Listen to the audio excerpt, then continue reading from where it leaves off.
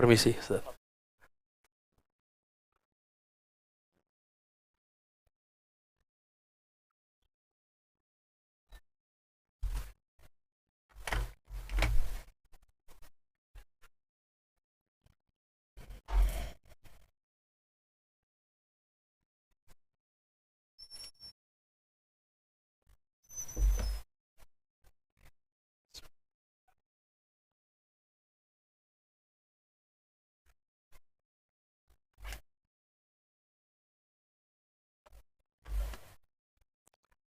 Assalamualaikum warahmatullahi wabarakatuh.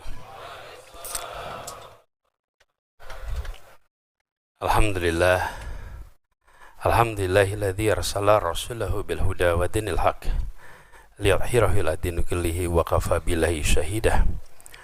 Asyhadu an la ilaha illallah wa asyhadu anna Muhammadan abduhu wa rasuluh. Allahumma shalli ala sayyidina Muhammad wa ala alihi wa ashabi ajmain. Rabbi shrah li sadri wa yassir li amri wahlul 'uqdatan min lisani yafqahu qawli. Amma ba'du. Yang kami muliakan, yang kami hormati para alim ulama,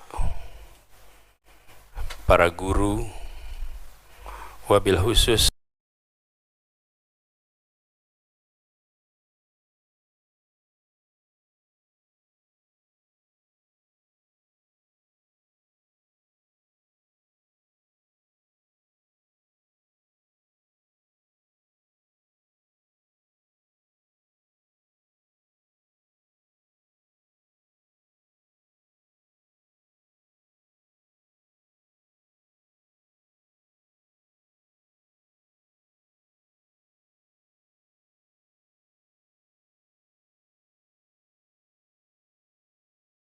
ini masjid yang jamaahnya dari mana-mana, tapi juga dikenal sebagai salah satu simpul kegiatan dakwah di daerah Tangerang Selatan, Banten, bukan Jakarta. Iya, soalnya waktu saya bertugas luar teritori kalau ke sini ini. Terima kasih atas undangannya. Beberapa hari yang lalu di tempat kami ada kegiatan buka bersama para kiai yang biasanya kita subuhan Jumat pertama itu ada subuhan di rumah bersama para kiai di Jakarta, dan kemarin ada tidak subuhan tapi buka bersama dan diingatkan untuk hadir ke MRBJ. Saya ketika dengar MRBJ itu saya kira nama radio, Pak, itu. MRBJ, ternyata MRBJ itu Masjid Raya Bintaro Jaya. Saya bilang insya Allah prinsipnya memang sederhana, Pak. Lebih baik mendadak datang daripada mendadak batal. Ya kan? Udah diberitahu, pengumuman beredar, mendadak gak bisa. Waduh, itu paling gak enak. Tapi alhamdulillah mendadaknya masih tidak terlalu mendadak tadi asar. Jadi sudah ada dalam bayangan, Pak. Insya Allah ingin ke masjid sini, tapi waktunya kapan? Begitu ada kosong, langsung berkabar, alhamdulillah. Bisa sama-sama bersujud dan sama-sama tadi mendengarkan pesan yang luar biasa.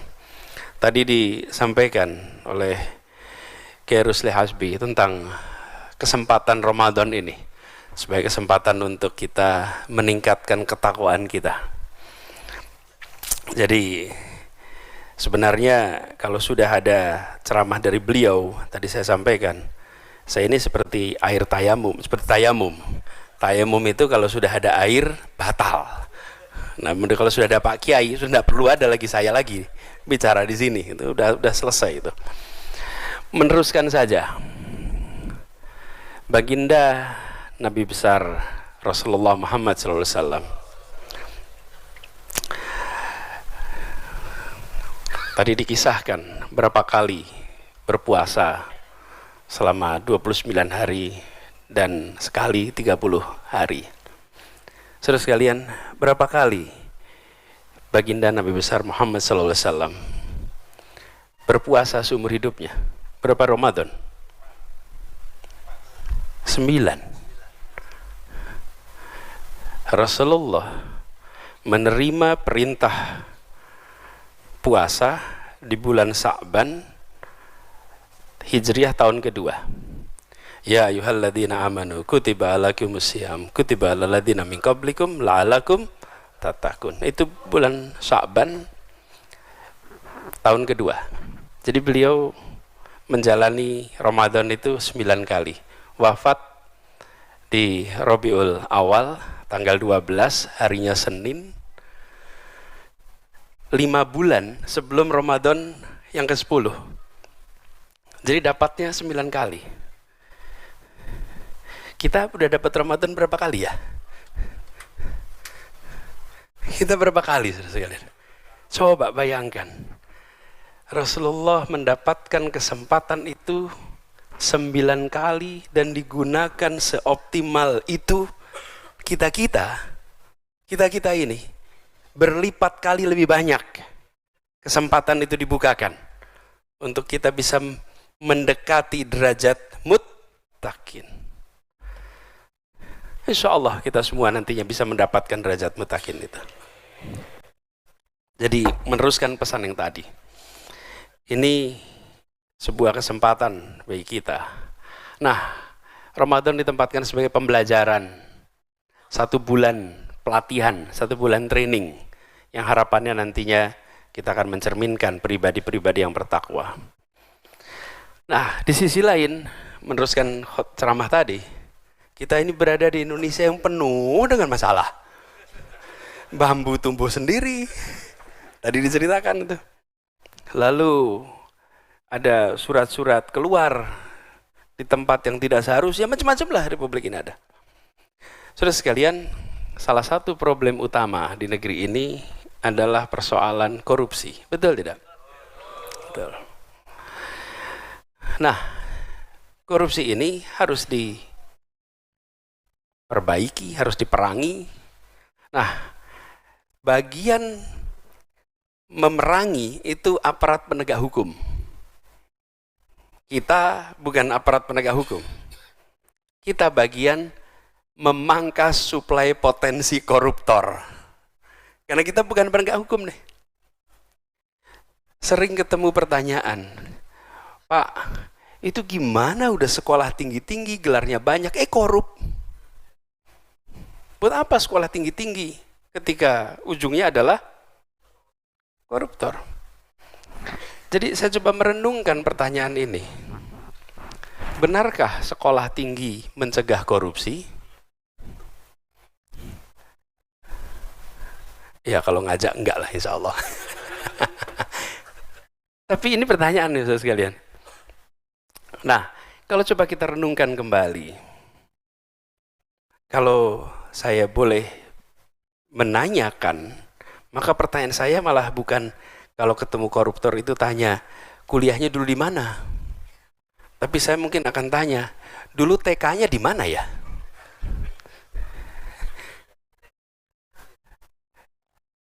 Kenapa? Saudara sekalian, Bapak sekalian saya hormati, soal mengambil yang bukan haknya, itu adalah pelajaran usia dini. Itu pelajaran usia dini. Ketika anak-anak di usia 0 sampai 6 tahun itu diajari mana yang menjadi haknya dan mana yang bukan menjadi haknya. Diajarinya itu di usia dini. Kalau di usia dini tidak diajarkan tentang prinsip-prinsip, nilai-nilai dasar, maka ke depannya itu akan kita panen masalah.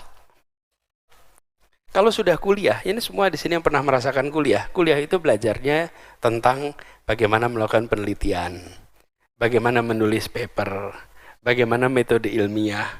Tapi tentang yang hak miliknya dan yang bukan, itu bukan di situ, itu lebih dasar.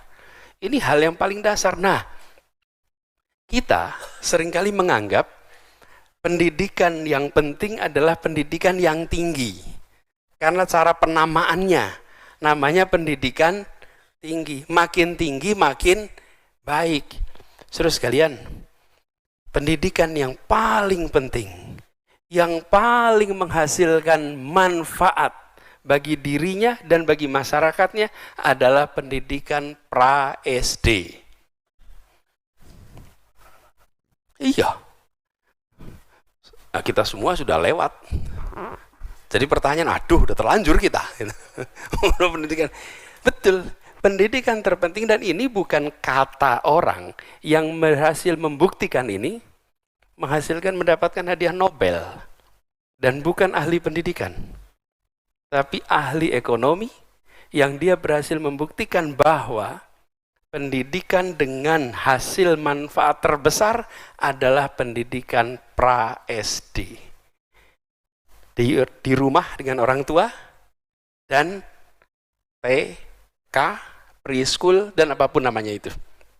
0 sampai 6, itu yang paling penting. 0 sampai 6. Nah, namanya kalau mau nanti anak-anak muda mau ngecek, namanya James Heckman. Silahkan di Google nanti Anda akan ketemu penerima hadiah Nobel. Jadi kalau sekedar penelitian saja dikutip, itu biasa. Tapi kalau sampai menerima hadiah Nobel karena temuan, itu baru luar biasa. Hadiah Nobel. Kenapa luar biasa? Karena mengejutkan. Selama ini kita sering berpandangan bahwa pendidikan itu makin tinggi makin penting. Ini ternyata dibentukkan dasar. Nah, ketika sampai dasar, bicara tentang korupsi, kejujuran di rumah mulainya. Nah, kalau kita tidak secara serius membereskan ini dan hanya mengandalkan penegakan hukum, sulit. Bayangkan, jadi ayah naik mobil, tanpa sadar melanggar rambu-rambu lalu lintas. Ada petugas. Kalau melanggar rambu nggak ada petugas, aman. Kita kan sering sekali belum taat hukum, tapi taat penegak hukum.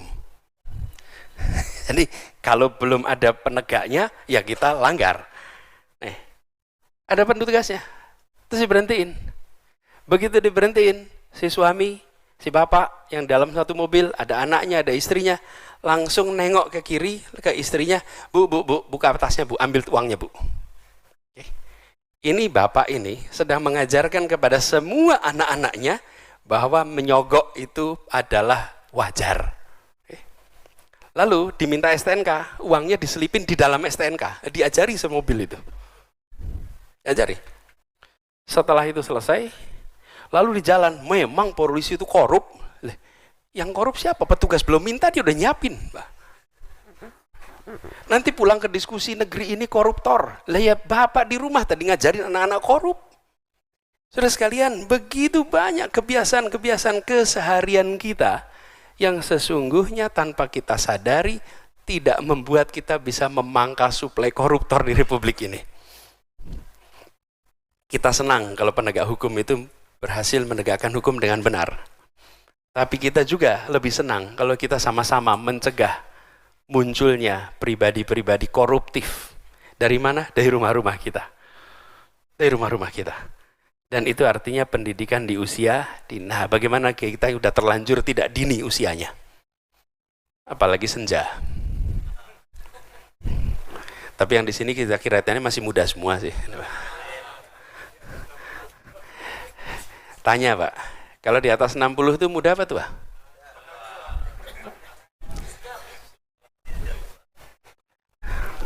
Gini. Saya boleh usul ya definisi. Disebut muda dan tua itu bukan hitungan tahun umur biologisnya. Ini kabar baik ini. Bila yang dibicarakan adalah masa lalunya, maka dia tua. Bila yang dia ceritakan adalah soal masa lalu, dia tua. Bila yang dibicarakan masa depannya, dan bila yang dia bicarakan adalah tentang masa depan, dia masih muda. Cocok nggak tuh? Cocok. Jadi kalau lihat ada ustadz bicara, mulainya dengan kalimat dulu, ini udah tua ini. Ini udah tua ini.